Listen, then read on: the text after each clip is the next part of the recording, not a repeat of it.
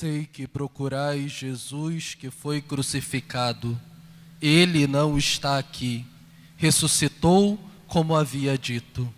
Reverendíssimo Padre Marcelo, nosso pároco, caros diáconos, Arrildo e Arley, reverendas senhoras religiosas, caro seminarista, amados filhos. Somos hoje misticamente transportados ao sepulcro do Senhor.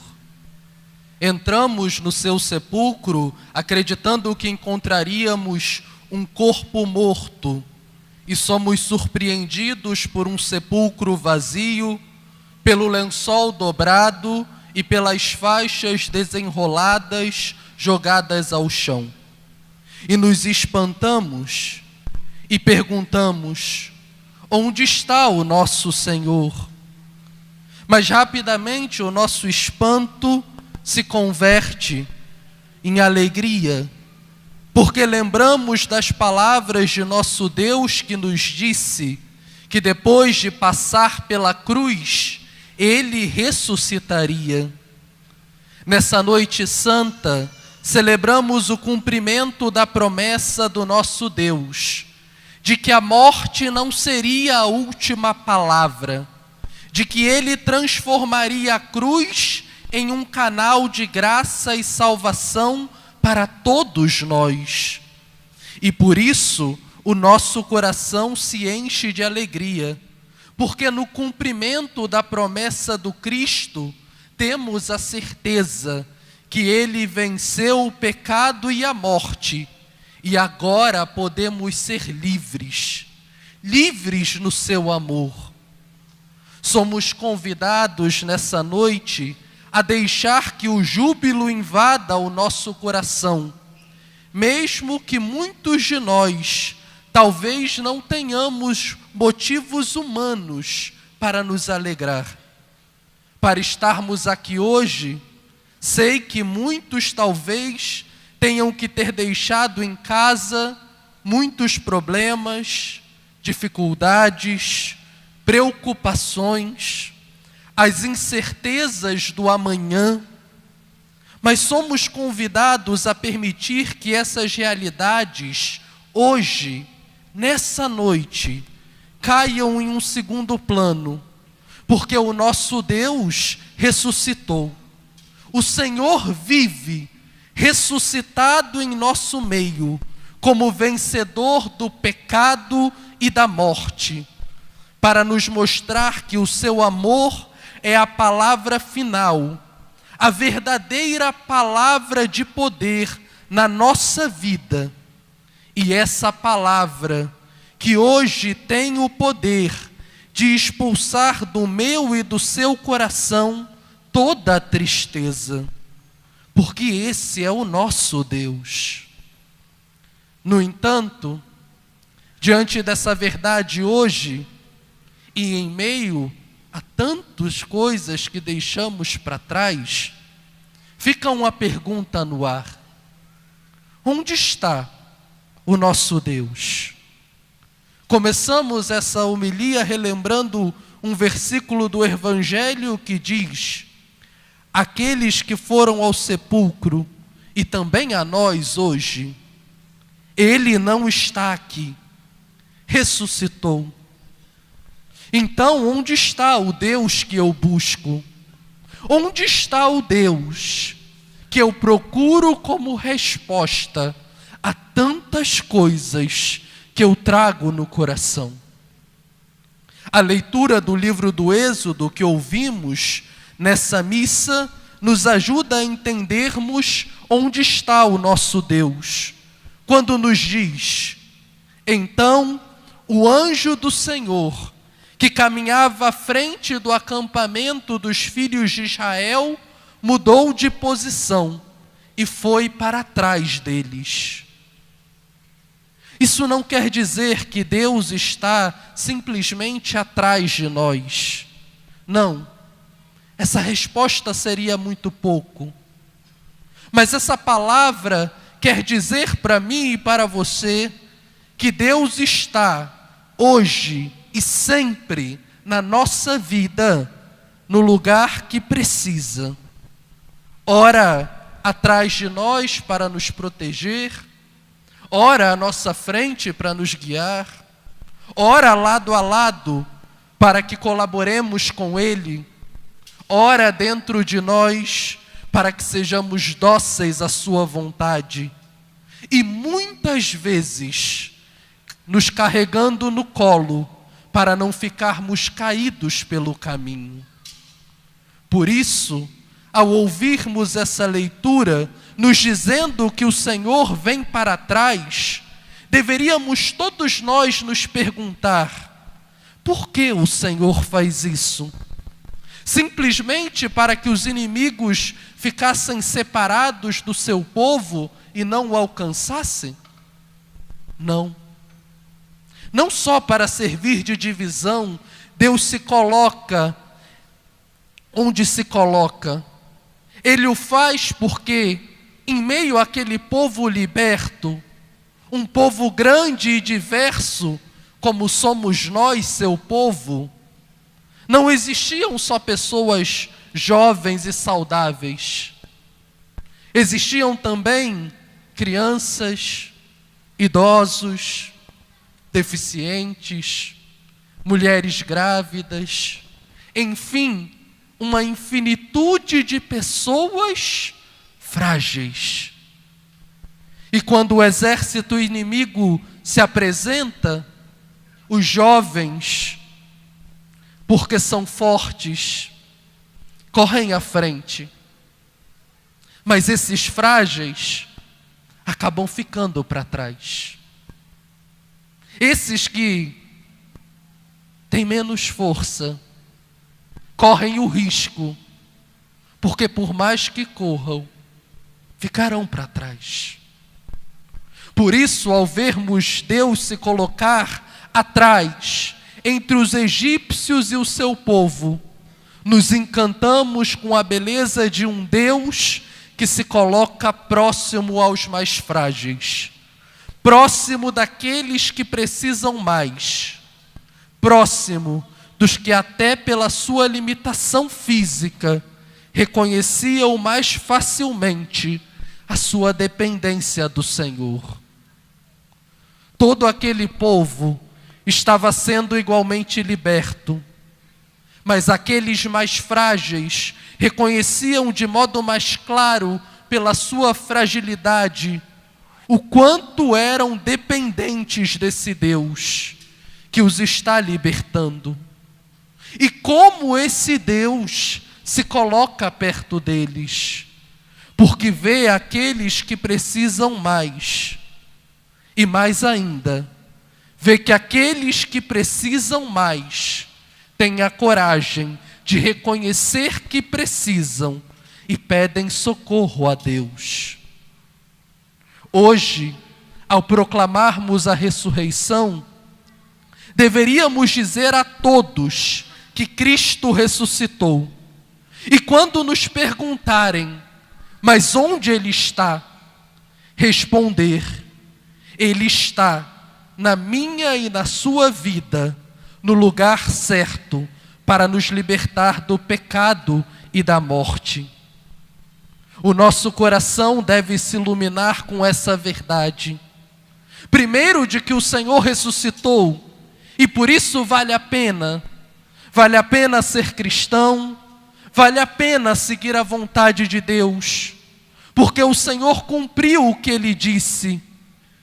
É certo que já valeria a pena pelo simples fato de ser uma palavra de nosso Deus dirigida a nós. Mas Deus, não satisfeito com isso, cumpriu e provou com a sua ressurreição, que a sua palavra e o seu jeito de viver é caminho de vida para nós. Por isso, meus filhos, vale a pena o sacrifício, vale a pena deixar o meu jeito para ser do jeito de Deus, vale a pena deixar o pecado para viver com Deus. Todos nós batizados, misticamente já fizemos essa experiência. Por isso, ao iniciarmos essa celebração, trazíamos velas nas mãos, para mostrar que em meio às trevas desse mundo, queremos ser iluminados pelo Senhor, mas queremos também, por uma vida coerente na busca da santidade, sermos nós mesmos luz no mundo, luz que expulsa as trevas do pecado, do desamor, da falta de perdão, do egoísmo, da autossuficiência, da vida longe de Deus. Começamos essa celebração com velas nas mãos, e daqui a pouco, mais à frente, acenderemos de novo para renovar as nossas promessas batismais, porque a ressurreição do Cristo já é a certeza da nossa. Eu não sei, e não sei mesmo, como anda hoje a sua vida. Talvez ela não esteja bem. Talvez, como diz o povo, você não esteja caminhando bem nas pernas na estrada da vida. Mas meu filho, minha filha, se você precisa hoje de um motivo para se alegrar, pode começar a encher o coração de alegria, porque a ressurreição do Senhor é a sua vitória, é a minha vitória, é a nossa vitória. Nessa noite, todos nós somos convidados a olhar para dentro de nós e dizer ao nosso coração essa verdade: o Senhor ressuscitou. Pode parecer-nos loucura, mas é preciso que hoje preguemos ao nosso coração para que ele se alegre, porque o Senhor ressuscitou. Dizer a ele: se alegra, o teu Deus ressuscitou, Ele está contigo.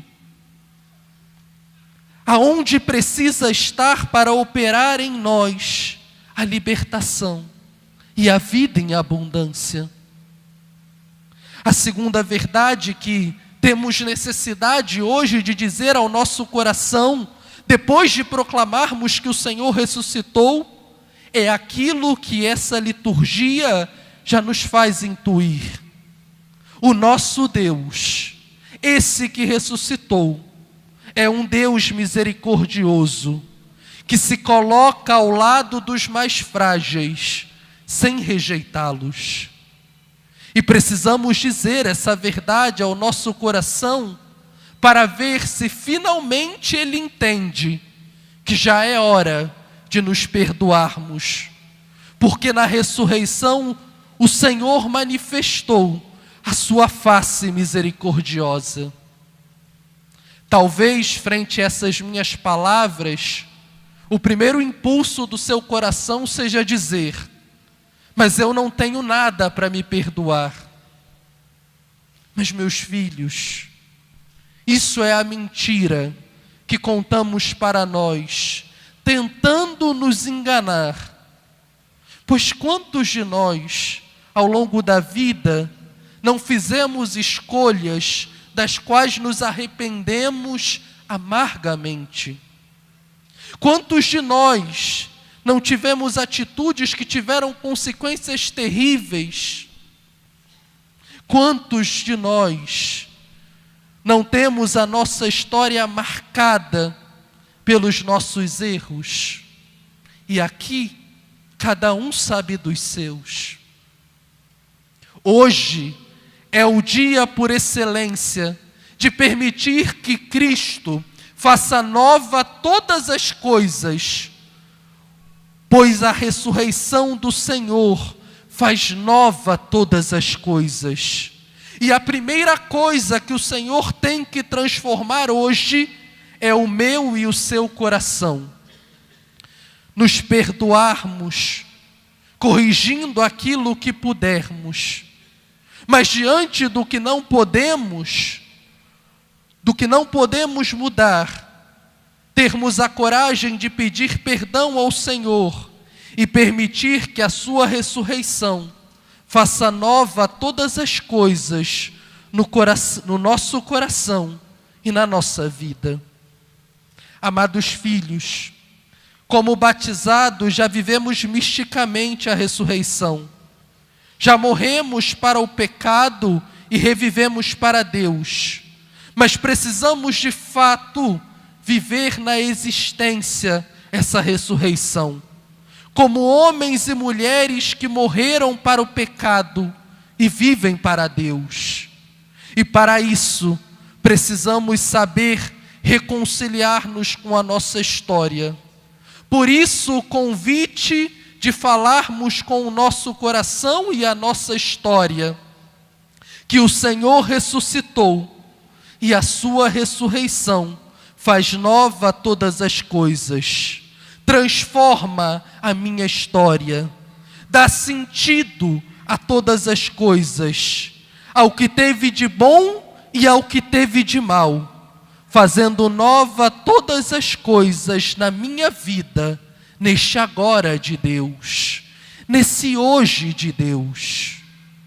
Por isso, essa alegria da ressurreição, porque essa luz que brilha e ilumina os nossos corações, expulsando as trevas, permite que eu e você façamos um caminho novo, e permite que eu e você possamos nos alegrar com a vida nova que recebemos de Deus.